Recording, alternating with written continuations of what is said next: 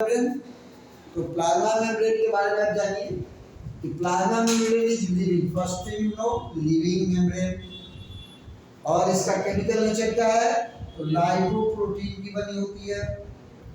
अब इसको singer and Nicolson ने 1972 में मॉडल तो बहुत लोग दिए, लेकिन सिंगर एंड निकोलसन को मानते हैं कि उन्होंने दिया fluid mosaic model fluid mosaic model.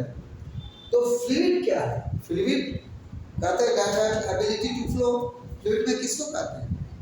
Fluid मतलब what do mean by fluid? Matter को दो भाग में बांटते हैं, fluid and solid.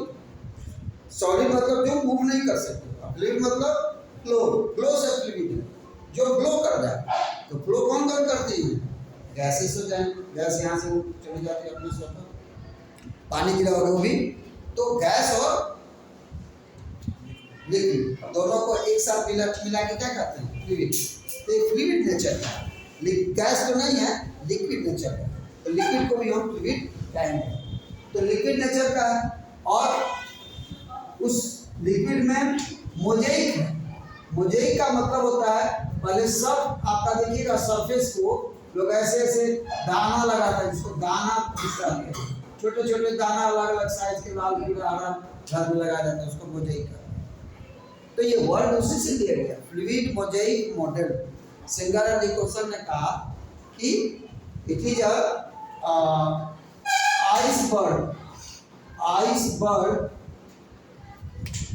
iceberg in the ocean of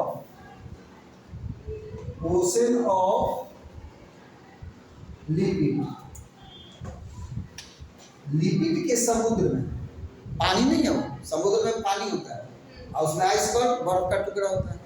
तो iceberg of protein, iceberg of protein देखिएगा, in iceberg of protein in the ocean of lipid.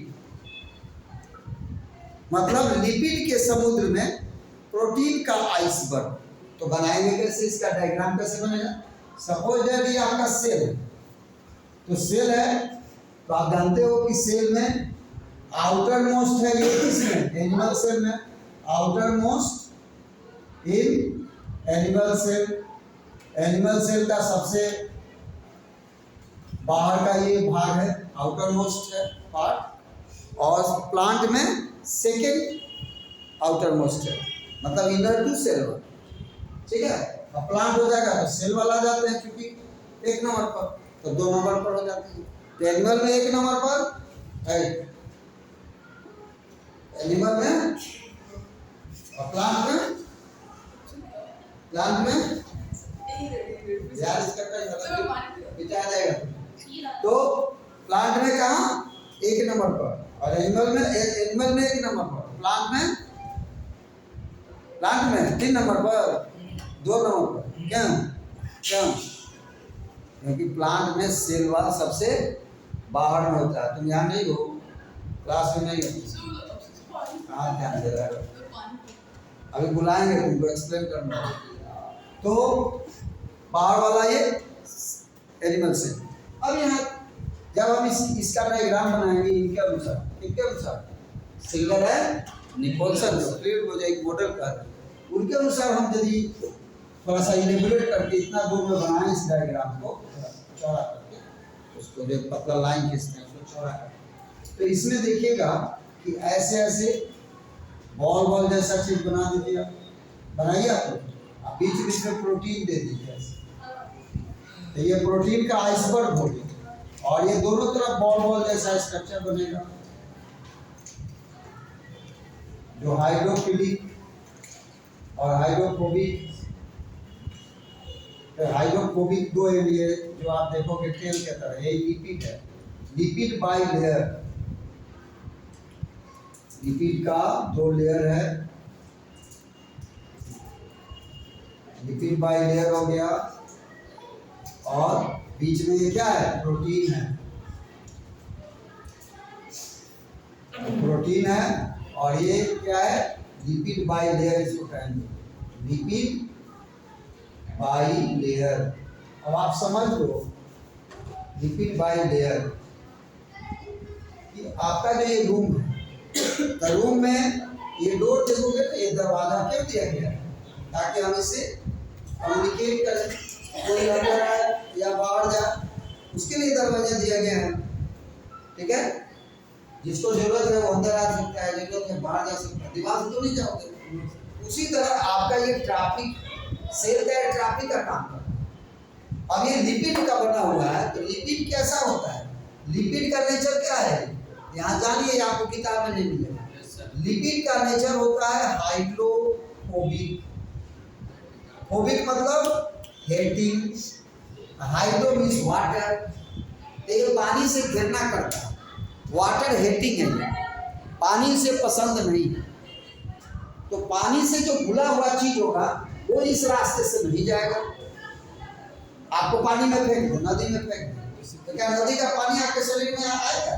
Osmosis के अनुसार आना चाहिए, लेकिन सेल आपका रोक देगा। अच्छा, एक बात तो क्वेश्चन तुम मुझसे पूछते हैं कि मान लो ये मेरा ये हाथ है, शरीर है, तो हाथ पर हम यहाँ पानी डालें, है ना, एक तरफ से हम थोड़ा सा पानी रखें और एक कप से हम थोड़ा सा इस पर ऑयल रखें, तेल रखें। ठीक है, ध्यान से देना।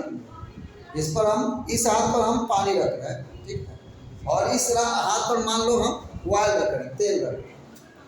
ठीक है, समझा कि नहीं समझा? हम लेफ्ट हैंड पर क्या रख रहे हैं? लिपिड, और राइट हैंड पर क्या रख रहे हैं? वाटर। अब हमारे शरीर के अंदर सबसे पहले कौन जाएगा? मेरे सेल के अंदर पानी घुसेगा या तेल घुसेगा? जनरली तो लोग ऐसे सोचते होंगे, लेकिन उल्टा आंसर, तेल जल्दी जाएगा। कभी तो हम लोग एक्सरसाइज करते थे, वो रेसलिंग मस्ती क्या करते थे, तो मम्मी क्या करते थे, वो चुल्लू बड़े एकदम तेल लगाए, करो तेल और सीने पर यहाँ एकदम छाप दे, जा उठक बैठक करो। अब जा करके उठक बैठक कर रहा है, अब वो तेल कहाँ चल जाता था पते नहीं चलता। माथा में तेल लगाते हो कहाँ चला जाता है? तेल तो उड़ता नहीं, तेल को आप रखिए तो उड़ेगा नहीं। आप हाथ पर थोड़ा सा तेल रख करके 10 मिनट के बाद देखिए कहाँ चला जाएगा? उड़ जाएगा। पानी उड़ सकता है, पानी वेपरेट हो जाता, तेल नहीं वेपरेट नहीं होता, तो तेल कहाँ चला? सेल के अंदर। तो सेल के अंदर किस रास्ते से गया? ये लिपिड लेयर जो है उसको रास्ता दे दिया, भैया तू जाओ।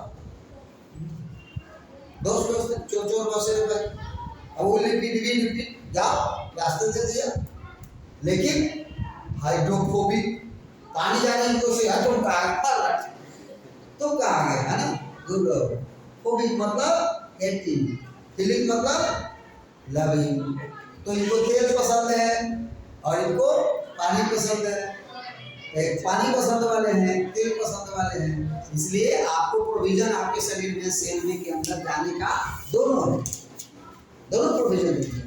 Water soluble substances will also go और फैट सॉल्युबल सबस्टेंस। देयरफॉर आपके लिए क्वेश्चन होगा कि why your cell membrane is called, question क्या है बोलो? प्लाज्मा मेम्ब्रेन या सेल मेम्ब्रेन, जो भी कहो। प्लाज्मा मेम्ब्रेन के बारे में क्या है? प्लाज्मा मेम्ब्रेन इज कैसा है? Selectively permeable. What does it mean? Permeability तो शो करेगी, लेकिन कैसी? Selective, while go water don't go this way, go that way। मतलब एक तरह से ये किसका काम है? Hello stop, you go, you stop, कौन करता है रोड पर? ट्रैफिक। तो ट्रैफिक का ही काम है ना, ग्रीन सिग्नल, रेड सिग्नल, जैसे होगा रुक जाओ चलो, रुक जाओ चलो, ये ट्रैफिक। इसीलिए who is known as traffic of the cell? बोलिए, सेल का ट्रैफिक किसको कहेंगे? प्लाज्मा। क्यों भाई? नेचर क्या होगा? Selectively permeable. क्यों होगी? Because it allow the solvent as well as some selective solute.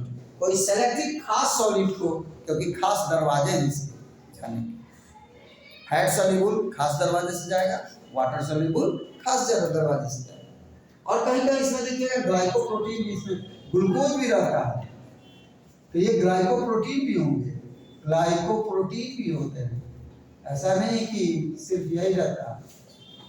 और ये सब मिलकर के कॉम्प्लेक्स, जटिल कॉम्प्लेक्स एक नेटवर्क बनाते हैं, जो क्या है, समुद्र में जब लग रहा है कि तेल के समुद्र में ये आइसबर्ग, टाइटैनिक डूबा था ना, क्या कैप्टन स्मिथ नहीं देख पाए थे कि अंदर कितना आइसबर्ग, तो बड़ा बड़ा आइसबर्ग है प्रोटीन का, तो ये पार्ट है प्रोटीन। अब ये प्रोटीन इंटीग्रल प्रोटीन है, अंदर का प्रोटीन है, इंट्रिंसिक प्रोटीन है, कोई बाहर में भी प्रोटीन लगा रहेगा। तो प्रोटीन का नेटवर्क है। लिपिड का बाइलेयर है, लिपिड कितना लेयर है, लिपिड का 2 लेयर है, और इस तरह से ये lipid. When you boil the potato cannot work its permeability और osmosis। तभी मेम्ब्रेन का सबसे इम्पोर्टेंट फंक्शन क्या है, ऑस्मोसिस करना, इंडो ऑस्मोसिस या एक्सो ऑस्मोसिस, डिपेंड अपॉन कंसंट्रेशन। तो देखो आपका प्लाज्मा मेम्ब्रेन के बारे में आपको बताया, डायग्राम बन गया, समझ गए इसका फंक्शन क्या है, नेचर, इसके काम क्या करेगी, बोलिए। सेलेक्टिवली परमिएबल है, तो काम का होगा भाई ट्रैफिक का काम करेगी ये स्कूल में, ये सॉरी मतलब सेल में, सेल के अंदर ट्रैफिक का काम करेगी। कौन सेल के अंदर आएगा, इनफ्लक्स, इफ्लक्स, आने वाले को इनफ्लक्स कहते हैं। तो इनफ्लक्स कौन होंगे और कौन इफ्लक्स होंगे, बाहर जाएंगे, तो इफ्लक्स कौन होंगे, तो इनफ्लक्स और इफ्लक्स दोनों पर नजर रखती है और ट्रैफिक का काम करती है। ठीक है, अब ये प्लाज्मा मेम्ब्रेन आपको बताया मैंने कि प्लाज्मा मेम्ब्रेन हर सेल में होती है, चाहे बैक्टीरिया प्रोकैरियोट हो, यूकैरियोट हो, ठीक है, चाहे जो भी हो, और नेचर इसका मोर और लेस इसी तरह का ही होता है। ठीक है, प्लाज्मा मेम्ब्रेन आपको समझ गए। अब इसी के आधार पर परमिएबिलिटी से कई क्वेश्चन आता है कि कोई सेल को, when the cell is dipped in a hypertonic solution, हट हो जाता है, सेल प्लाज्मलाइज हो जाती है। क्वेश्चन को देखो तो, when a cell is placed in the petri dish and take water, इसमें पानी ले लिए, पानी नहीं लिया, इसमें सॉल्यूशन डाल दिया, नमक का, सॉल्ट का, हाईली कंसंट्रेटेड हाइपरटोनिक सॉल्यूशन डाल दिया, क्या दिए, हाइपरटोनिक। हाइपरटोनिक मतलब बहुत सारा सॉलिड इसमें घुला दिए, जितना चीज घुलना था घुला दिए। तब इसमें रेजिन्स को रख दिए, किसमिस को रख दिए, रेजिन्स जानते हो, रेजिन्स, या कोई सेल को रख दीजिए। तो सेल जिस आप शेप में रखेंगे, तो सेल वॉल है, रेजिन में तो सेल वॉल होता है, तो सेल वॉल बिगड़ेगी, सेल वॉल का कुछ नहीं होगा। जैसे हम लोग दुबले पतले होते हैं तो हड्डी थोड़ी दुबलाता है, हड्डी उतने मोटा रह जाएगा, मांस में हो जाएगा। ऐसा तो नहीं कि आदमी दुबला बुढ़ापा में छोटा हो जाएगा, बच्चा जैसा, हड्डियाँ बड़ा हो जाता है, अब मांस क्या हो जाता है, बच्चा जैसा गायब हो जाता है, तो मांस गायब हो जाता है, हड्डी तो वही है। हड्डी एक बार मोटी हो गई, कमजोर होती है, बोन डेंसिटी उसकी घटेगी, लेकिन छोटी नहीं होगी। इसलिए ग्रोथ आपका क्या है, इरिवर्सिबल है। एक बार हो जाएगा तो फिर चाहिएगा कि मम्मी के गोद में खेल रहे हैं, 6 महीना का बच्चा बन के, तो नहीं खेलेंगे, तो आपका बच्चा भले खेलेगा। तो ये जो है, ये रिजिड है सेल वॉल। अब रिजिड सेल वॉल में जब इसको आपने रख दिया किसमें, हाइपरटोनिक सॉल्यूशन में, तो यहाँ हाइपो हो गया, अंदर में हाइपो यानी कि पानी का कंसंट्रेशन यहाँ ज्यादा हो गया, तो ये हाइपो हो गया। सेल सैप या सेल साइटोप्लाज्म इसका हाइपो है, और इधर ज्यादा कंसंट्रेशन रहता है, हाइपर है।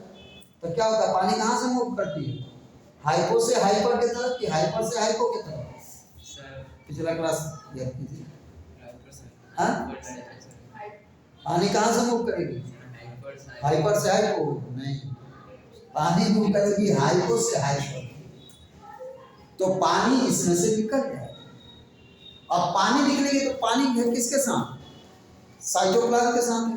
तो इसका जो साइटोप्लाज्म अंदर में है वो लगेगा सिकुड़ में, और सिकुड़ते लेकिन साइटोप्लाज्म तो सिकुड़ गया, बट सेल वॉल वहीं का रिजिड है ना, वो फ्लेक्सिबल नहीं है, प्लाज्मा मेम्ब्रेन फ्लेक्सिबल है और सेल वॉल फ्लेक्सिबल नहीं है। तो plasma membrane will leave the cell wall, कह भैया भाई दोस्ती बहुत हुआ, चलते हैं, आप साथ साथ थे भाई, जैसे ही हूँ सिकुड़ने लगा तो सेल वॉल को छोड़ के और साइटोप्लाज्म सिकुड़ने लगे, सेल वॉल बेचारे वहीं के वहीं रह गए। तो अंदर में क्या लगेगा, कोई चीज नारियल का पानी खाए हो जाने का डर डर लगेगा, कुछ है नहीं। तो अंदर से वो सेल क्या हो जाएगी, इस सेल को, ऐसे सेल को क्या कहेंगे, प्लाज्मोलाइज्ड, क्या कहेंगे, प्लाज्मोलाइज्ड सेल कहेंगे। तो प्रोसेस क्या, व्हाट इज प्लाज्मोलाइसिस, लिख लो what is plasmolysis. Shrinkage of cell wall, यही लिखिएगा, shrinkage of cell wall, shrinkage, shrink मतलब सिकुड़ जाना, shrinkage, shrinkage, shrinkage of cell wall leaving the cytoplasm, shrinkage of cell wall leaving the cytoplasm when the cell is placed in, when the cell is placed in a कैसा, when cell is placed in a hypertonic solution, in a hypertonic solution मतलब concentrated solution, shrinkage of cell wall leaving a shrinkage of cytoplasm leaving the cell wall, नहीं समझे, cell wall है, cell wall एक minute, cell wall को और cytoplasm, जब इसमें turgidity थी, पूरा पानी था, तो सब दोनों साथ साथ में थे। अब आप इसको हाइपरटोनिक सॉल्यूशन में डालते हैं, तो ये पानी खींच रहा है, एक्सोस्मोसिस करा रहा है, क्यों भाई, तो ये हाइपर है, तो ऑस्मोसिस कहता है ना कि हाइपो से हाइपर की तरफ वाटर पोटेंशियल, जिधर हाई है तो हाइपो है, तो मूव करेगा। तो ये सेल वॉल धीरे धीरे सिकुड़ कैसे हो जाएगा, तो इसी को हम लिखवा रहे हैं कि shrinkage of, hello, shrinkage of cell wall नहीं, साइटोप्लाज्म बोल दिए तो हो गया, वो हम ही ना बोल रहा है, shrinkage of cytoplasm leaving the cell wall, काट दीजिए वहां cytoplasm, shrinkage of cytoplasm leaving the cell wall when the cell is placed in a hypertonic solution, when the cell is placed in a hypertonic solution, इसका कोई भूलना नहीं है, कोई word is known as plasmolysis. It is done by the exosmosis. It is done by the exosmosis. Exosmosis मतलब water coming out from the cell. Hypertonic solution, कितना ऐसे पूछ रहे हो, तुम लग रहा है कि पिछले क्लास पढ़ाई नहीं है, इज नो दैट नहीं, मायदा से लड़के से तुम इतने रखते हैं, हां हमसे बढ़िया का डायग्राम बनाता है, डॉली मेरा कंप्यूटर कैसे हो गया,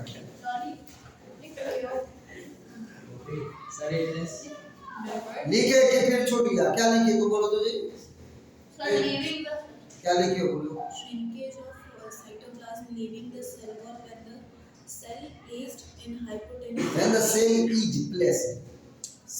placed in a hypertonic solution, full stop, is known as plasmolysis, full stop. It is done by the process of exosmosis, it is done by the process of exosmosis, exosmosis के process के कारण ऐसा होता है,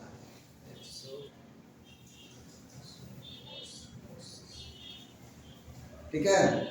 अब उसका नीचे लिखो फिर, हाँ,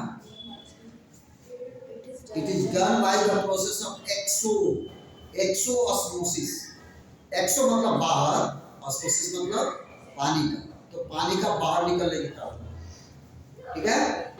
अब चलो इस वहीं फिर नीचे लिखो, डीप्लाज्मोलाइसिस, क्या लिखो, डीप्लाज्मोलाइसिस, अब इसमें लिखो डीप्लाज्मोलाइसिस क्या, अब इसका उल्टा क्या लिखोगे बोलो, अब यहाँ श्रिंकेज नहीं लिखाएगा, श्रिंकेज का उल्टा क्या होगा, स्वेलिंग ऑफ, लिखो swelling of the cytoplasm, the cytoplasm to press the cell wall, cell wall पर ऐसा फूल के जाएगा प्रेशर मारेगा, pressing the cell wall, swelling the cytoplasm to press the cell wall when the cell is placed in, ऐसा solution है। वहाँ hyper लिख के देते हैं, यहाँ उल्टा क्या होगा, hyper, hypo, when the cell is placed in hypotonic solution is known as deplasmolysis, is known as deplasmolysis, is known as deplasmolysis, is known as deplasmolysis.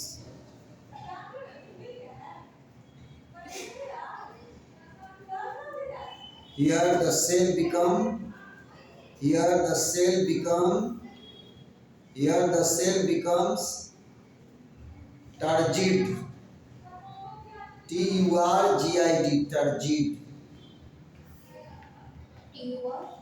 T-U-R-G-I-D, turgid. अब आप हमें बताएं, हेलो, आप हमें बताएं कि टर्जिड सेल और plasmolyse cell में क्या अंतर है? टर्जिड सेल और प्लाज्मोलाइज सेल में क्या अंतर है? बोलिए, नया टर्म है। टर्जिड का मतलब जो सेल पानी पी करके पूरी तंदुरुस्त है, ठीक है। देखते हो जब पछिया हवा चल रही हो, हम लोग धूप में निकलते हैं तो सब चेहरा क्या होता है, झुरा जाता है, सेल सब क्या होता है, वाटर लॉस हो जाता है।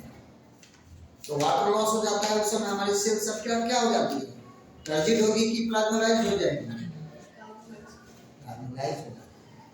फिर हम लोग स्नान करते हैं तो पानी जाता है, तो पानी तो नहीं जाता, कुछ रास्ता है ना पानी जाने में। तो पानी जब सेल के अंदर चला जाता है, रुमाल भिंजा, रुमाल से या कुला करो या फेस वॉश करो, तो तुम्हारा फेस फिर क्या होता है, लग रहा है कुछ फ्रेश हो गया।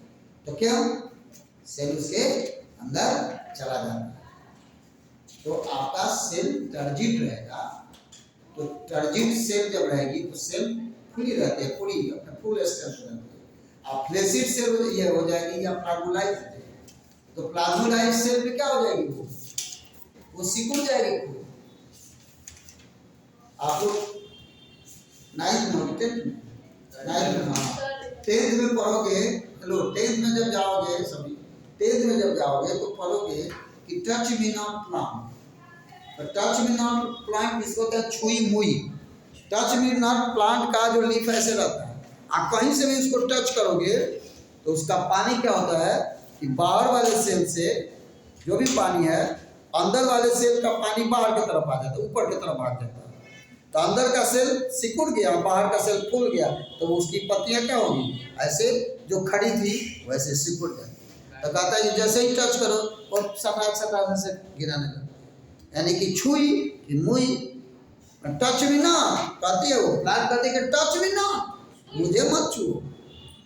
हिंदी में कहते हैं छुई मुई, मर नहीं जाती है, लेकिन उसका पत्ता ऐसे करके देखोगे एकदम हंसी आ जाएगा, क्योंकि गजब भाई आदमी जैसे एकदम सब शटर डाउन कर रही है। 10 को पत्ता है, 10 को पत्ता धीरे धीरे से सिकुड़ के लग रहा कि प्रणाम कर रहा। अब फिर थोड़े देर के बाद फिर अपना क्या हो जाएगा, तो आपकी स्टिमुली थिग्मोनास्टिक है, सॉरी थिग्मोनास्टिक मूवमेंट कहते हैं 10th में। तो वहाँ भी प्लाज्मोलाइज होना और डिप्लाज्मोलाइसिस के कारण वहाँ उसका कारण है, टच के कारण हो गया, पानी जैसे भाग गया और वहाँ पर। तो ये सब आपको सेल मेम्ब्रेन के बारे में आज हम आपको बताए, रहने दें, ठीक है। Membrane, thank you for. कोई क्वेश्चन इससे, ऐसा ही भागने के चक्कर में है, क्वेश्चन तैयार करके आओ। Okay, thank you.